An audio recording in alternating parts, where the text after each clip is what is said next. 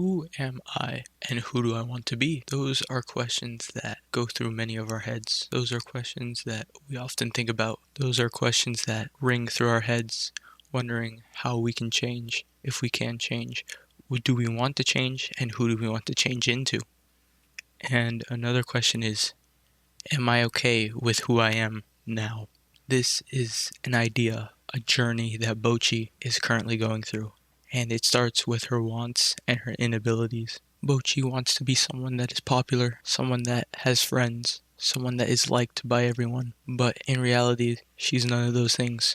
She's a loner, a shut-in. She has one talent, one thing she's good at, has trouble speaking to others. As we go through Bocchi the Rock, we see her go on this journey of discovering truly who she is. Along that journey, we discover how she feels about herself. Bocchi's biggest enemy is herself. She has loving parents and a supporting household. But why does she still dislike herself? Why does she still dislike who she is and where she's at in the world? Rio is someone who is inspired by Bocchi's lyrics and how she's lived her life. Kita is also inspired by Bocchi. She sees her as a star on the stage.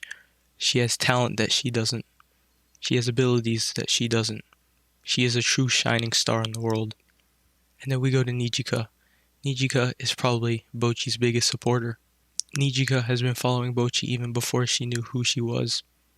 She's always been supportive of Bocchi and her hobbies and what she wants, how she acts, and how she is.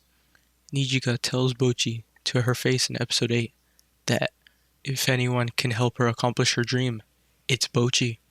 But how does Hitori take that? She takes it well in that one moment, and it relapses later. There's still a part of her that always doubts herself, wondering, is it really okay for her to be her? Shouldn't she be more? Shouldn't she evolve? Shouldn't she grow? Shouldn't she stop being who she is? Shouldn't she turn into someone else? She should be more like Nijika in how she's always giving it her best, and how she's always supportive, always there for others. She should be more like Kita in how she's outgoing and has many friends. She should be like Rio, someone who doesn't care what others think of her, someone who enjoys being themselves. But Bocchi, she can't do any of that. She's stuck in this cycle, in this loop of believing that she can make it out, but always failing to do so.